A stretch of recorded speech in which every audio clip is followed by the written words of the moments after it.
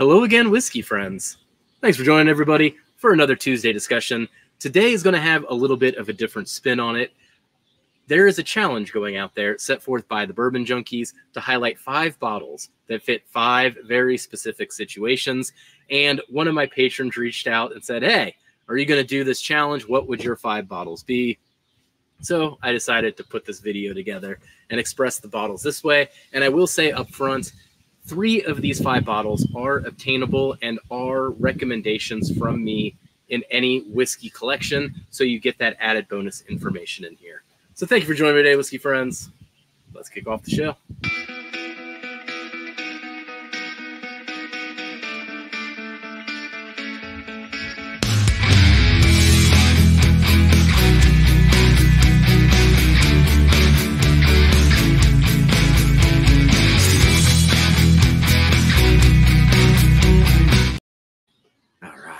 Apologies for the wind if the mic picks that up a little bit. I'll do the best I can. Mother Nature likes to thwart my plans a little bit whenever I get out here and set up and try to record.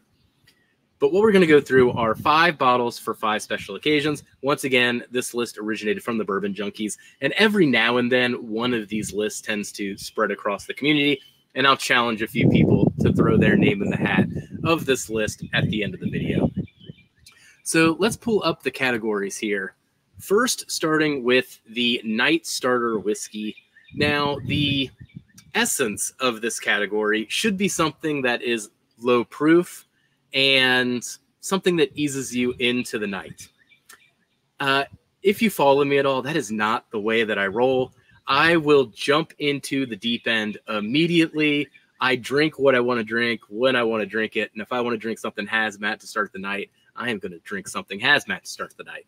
But I do have a bottle that fits this. I have been gushing over this bottle, and I think this one is really banging right now. The Evan Williams 1783 for only $20 or less coming out of Heaven Hill.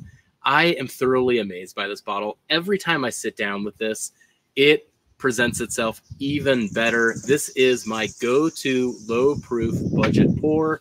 Thus, I think it is perfect for the Night Starter Whiskey, at least when you're not looking to reach for something hazmat. Next up on the list is the Current Daily Drinker. Now, I tend to have a wide variety in what I drink. That is what I enjoy so much about whiskey in general, is the variety of distillates and flavors and brands and all those type of things. Now, a lot of people watching this, if they follow the channel for a while, are probably thinking I'm going to pull out some MGP. That is typically what I do drink if I call something on a daily basis. But in 2024, we do have a different bottle, though it still fits in the category of a high rye bourbon. But I am going to keep shouting about this thing. New Riff 8-year. This thing is so good. It's actually what's in the glass right here. I got this Frosted Glen from the Bourbon Junkies. If you can see that pull up, it's one of my favorite Glens. But this 8-year New Riff, if you've not liked New Riff in the past, if you've gotten bored of the 4-year picks or anything like that, brush that all aside. Give this one a chance. It is supposed to be released as part of their core line, so keep an eye out. I have been noticing stores in northern Kentucky have been getting this, so this is not just distillery only anymore. And every time I talk to them, they say it's just supposed to be around with all their other expressions. So I would imagine wherever they distribute, hopefully it reaches all these areas, is widespread. And for an 8-year age-stated bourbon, 100 proof, it is just utterly fantastic. Cheers, everybody. So let's move on here. Next up is going to be the Hipster bottle. Now, I think this one, I kind of equated it to, I'm into indie rock. So I'm always into albums that very few people have heard of. I try introducing people to the albums. I'm used to that kind of game. So if you want to call me a hipster, hey, call me a hipster. But the brand that I'm going to highlight here is essentially a brand that is under the radar right now, but is producing classic stuff, right? Like that's how I think of it. And for that, I am going to go with Hard Truth. I specifically have the caramel malt in my hands here, though you can't go wrong with some single barrels or the other rye expressions as well. But this one is probably my favorite of the core lineup, particularly starting with batch 2. I think the leap from batch 1 to batch 2 is pretty substantial. I would go for batch 2, and I know they're going to hopefully make more of this in the future. But Hard Truth is just making some banger whiskeys right now. Get on board with some Hard Truth if you haven't. So moving on to the next one here. Small circle bottle. So the idea of this category was essentially bottles that you only pull out for a select few that you know will appreciate it and or purposefully request it. So not something that I'm going to draw attention to, something that probably sits in the back of my cabinet. But if you ask me to try it, you can certainly try it. But I'm going to save this for people that truly will appreciate what it is and have that chance to try it. It could even be one of their bucket list pours, or they're such a turkey head that they want to try it for that reason as well. So what I'm going to pull out here for the full presentation is a Russell's Reserve. This one is the 2002. I've got the 2003 as well. The 2002 is my preferred, though, because of the higher proof in this. But as you pull this out and reveal the bottle, you know, what this is a 16-year wild turkey distilled in 2002, bottled in 2018, comes in at 114.6 proof. So having that chance to try that higher ultra-aged turkey at cask strength, that's kind of a rare thing. You know, the only other old turkey that I have that's at least this old is the 17 bottled in bond, but it's 100 proof. So a little bit of a different expression here. And I essentially just hold this for the turkey heads in the group. And when they see the box, they know what it is. And this bottle has lasted in the collection for a little bit here. People typically respect that one when they do get a pour of it.